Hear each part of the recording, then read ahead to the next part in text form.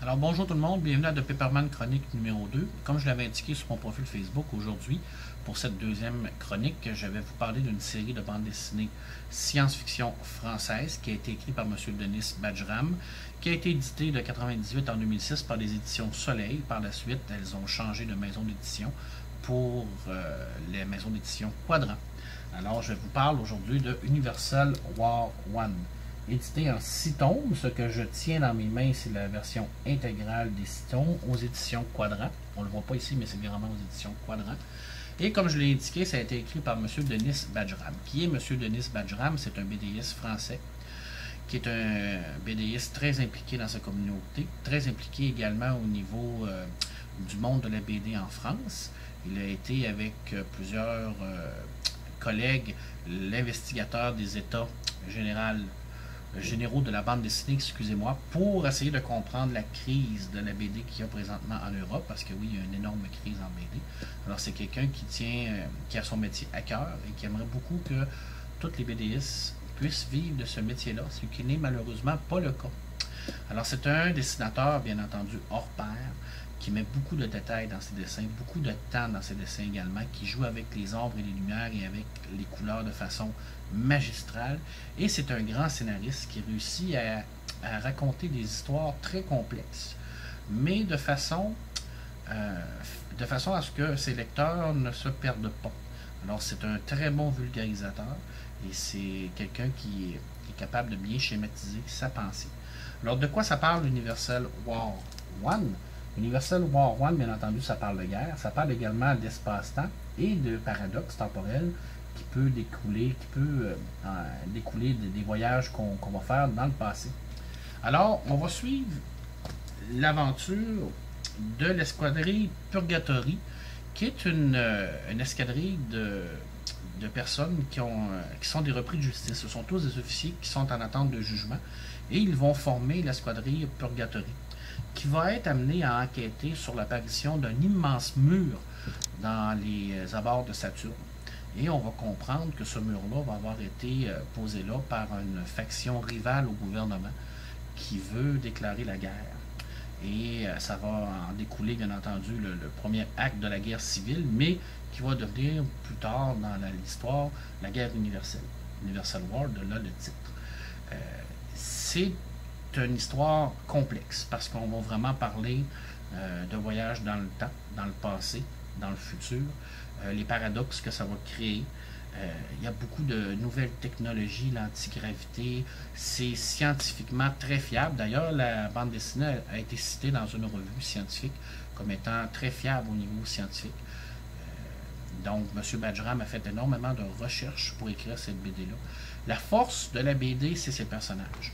Le personnage principal qui est Kalish, qui est un ancien haut gradé du gouvernement, de l'armée du gouvernement, qui a désobéi à des ordres, a été puni, mais est dans l'escouade Purgatory, mais c'est un génie.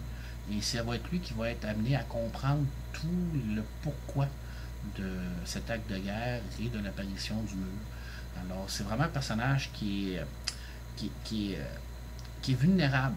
Pas à première vue, parce qu'à première vue, c'est quelqu'un qui est gros, qui est physiquement imposant, quelqu'un qui est sûr de lui, mais c'est quelqu'un aussi qui est torturé au niveau de son esprit. Et c'est quelqu'un qui, comme je vous le disais, qui est vulnérable parce qu'il va avoir à faire des choix très déchirants. Et puis, on s'attache beaucoup à ce personnage-là, et on s'attache d'ailleurs à tous les personnages de cette bande dessinée-là. Je crois que M. Bajram a fait un travail extraordinaire en créant des personnages pour cette série-là. On s'attache bien entendu aussi à l'histoire parce que c'est une histoire qui est complexe mais qui est bien écrite. On comprend très bien les motivations des différents personnages, des différents antagonistes, et on peut même avoir à l'occasion quelques larmes quand on voit ce qui arrive pendant la guerre universelle. Alors c'est une œuvre magistrale qui est considérée en Europe comme une œuvre culte, qui trône en tête des palmarès de plusieurs sites spécialisés BD comme étant une des meilleures œuvres de bande dessinée de science-fiction. C'est là mon petit bémol. Si vous n'aimez pas la science-fiction et il est probable que vous n'allez pas aimer cette BD-là car elle est excessivement science-fiction. On ne se le cachera pas, M. Bradram a écrit une œuvre qui tourne autour de la science-fiction. Alors, si vous n'aimez pas ça, passez votre tour ou essayez de découvrir ce qu'est une vraie BD de science-fiction. Alors, je vous la représente encore une fois, Universal War 1, en 6 tomes. C'est un petit bijou. Je crois que si vous vous intéressez au genre, vous allez adorer ça.